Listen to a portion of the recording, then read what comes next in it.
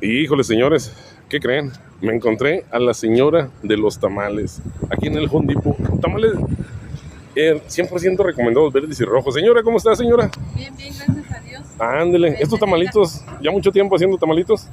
Sí, sí, ya, pues desde siempre he vendido tamales. Ándele, ¿estilo qué? Chihuahua.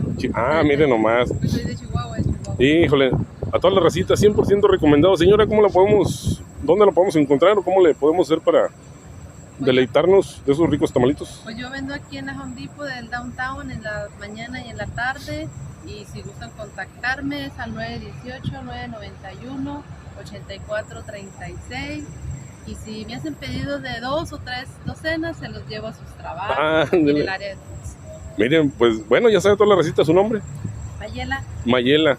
Doña Mayela. Doña Mayela. Bueno, pues para toda la racita de aquí de Tulsa, ya saben, ese número y hagan sus pedidos.